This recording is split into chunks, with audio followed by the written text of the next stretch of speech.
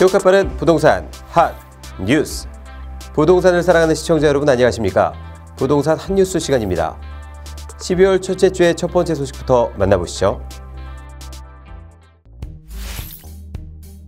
지방 아파트 원정대의 열기가 꺾이지 않고 있습니다. 천안, 울산, 창원, 전주 등 비규제 지역 공시가격 1억 원 미만 아파트가 다주택자의 타깃입니다. 29일 부동산 업계에 따르면 최근 전국 곳곳에서 공시가격 1억 원 미만 아파트의 이상과열 조짐이 확산하고 있습니다. 창원의 은하, 발림 럭키, 삼선아파트가 대표적인 사례입니다. 천안 주공 5단지, 울산 달동 주공 2단지, 부산 계금 주공 2단지, 전주 손촌 주공 등도 거래량이 크게 늘었습니다. 주로 서민이 거주하는 20평 이하로 지은 지 20년이 넘는 아파트입니다. 뚜렷한 호재 없이 시가 1억 원에서 2억 원대 아파트가 귀한 몸이 된 이유는 다주택자가 공시가격 1억 원 이하 아파트를 집중 매수한 결과입니다. 취득세 계산 시 주택수에 포함되지 않기 때문입니다. 실거래가 2억 9천만 원짜리를 매수하면 취득세를 290만 원 내야 합니다. 만약 공시가격이 1억 원을 넘었다면 내야 할 취득세는 2,610만 원에서 3,480만 원으로 지금보다 2천만 원에서 3천만 원 더 부담해야 했습니다. 이런 규제 빈틈으로 다주택자 지방 원정대가 뜨면서 외지인 매매 비중이 높아지고 있습니다.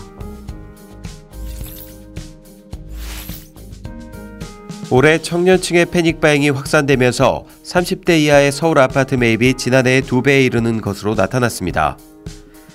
29일 한국감정원에 따르면 올해 1월에서 10월 서울 아파트 매매 건수는 8만 295건으로 지난해 같은 기간 4만 6,662건의 1.7배에 달했습니다. 증가율이 가장 높은 연령대는 20대 이하로 올해가 지난해의 117%인 것으로 집계됐습니다. 30대 이하의 서울 아파트 매입 건수는 올해 2만 9,287건으로 지난해의 2배로 증가했습니다. 30대 이하의 서울 아파트 매입 비중은 올해 8월 처음으로 40%대에 이른 이후에도 계속 상승해 지난달 43.6%에 이르렀습니다.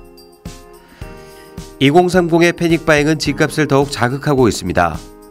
서울 외곽 지역의 25평형대 소형 아파트값마저 10억 원의 벽을 넘어서고 있습니다. 실제 지난달 서울 아파트 거래량이 4,187건으로 3개월 만에 반등한 가운데 외곽 지역의 매물이 빠르게 소진되는 분위기입니다.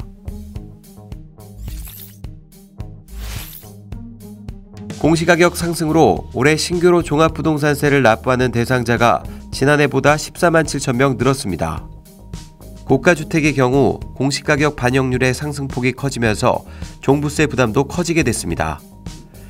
29일 기획재정부에 따르면 올해 주택분 종부세 대상자는 66만 7천 명, 고지세액은 1조 8,148억 원입니다.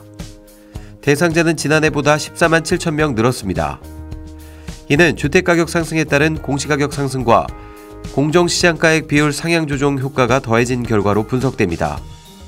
정부는 시가 9억에서 15억 원 주택의 공시가격 반영률을 66%에서 69%로, 15억 원에서 30억 원은 67%에서 75%로, 30억 원 이상은 69%에서 80%로 상향 조정했습니다. 공정시장가액 비율은 지난해 85%에서 올해 90%로 올렸습니다. 고가주택을 보유한 사람들의 종부세 부담은 더욱 커지게 됩니다. 주택 시세가 지난해 19억 3천만 원에서 올해 24억 2천만 원으로 오른 경우 공시가격은 13억 2천만 원에서 18억 6천만 원으로 오르게 됩니다. 1가구 1주택자라면 종부세는 지난해 125만 원에서 올해 249만 원으로 상승합니다. 최대 공제를 받은 경우라면 지난해 38만 원에서 올해 75만 원으로 오릅니다. 최대 공제를 받은 경우라면 지난해 38만 원에서 올해 75만 원으로 오르게 됩니다. 집값이 안정되지 않고 전셋값마저 크게 뛰면서 아파트보다 저렴한 다세대 연립주택으로 눈을 돌리는 주택 수요자들이 다시 늘고 있는 것으로 나타났습니다. 30일 서울부동산 정보광장에 따르면 지난달 서울의 다세대 연립주택 매매 건수는 총 4,590건으로 전달 4,012건과 비교해 14.4% 증가했습니다. 구별로는 은평구 482건 10.5%, 강서구 420건 9.2% 등 서울 외곽 지역을 중심으로 거래량이 많았고, 이어 양천구 364건 7.9%, 강북구 360건 7.8%, 강동구 261건 5.7%, 중랑구 235건 5.1%, 송파구 232건 5.1% 등의 순이었습니다. 올해 다세대 연립주택 매매는 1월에서 5월 5,000건을 밑돌다가 20, 30대의 패닉바잉이 거셌던 7월 7,287건으로 2008년 4월 이후 12년 3개월 만에 최고를 기록했습니다. 이후 8월 4,219건, 9월 4,012건으로 2개월 연속 감소했다가 지난달 다시 4,590건으로 반등했습니다. 12월 10일 이후 계약분부터 임대차 계약갱신 청구권 행사 기한이 계약 만료 한 달 전에서 2달 전으로 앞당겨집니다. 30일 국토교통부 등에 따르면 현재 계약갱신 청구권 행사 기간은 계약 만료 6개월에서 1개월 전이지만 12월 10일 이후에는 6개월에서 2개월로 바뀌게 됩니다.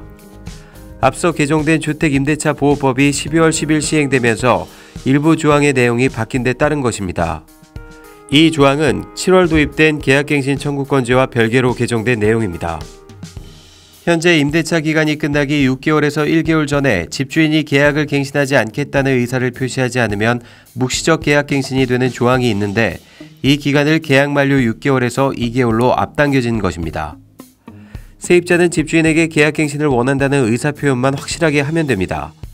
전화하거나 문자 메시지로 의사를 전달하고 의사를 표명했다는 증거를 남기면 됩니다. 복잡한 부동산 한뉴스와 함께라면 어렵지 않습니다. 저희는 다음 시간에 또 다른 한뉴스로 찾아뵙겠습니다. 여러분의 구독과 좋아요는 우리를 핫하게 합니다.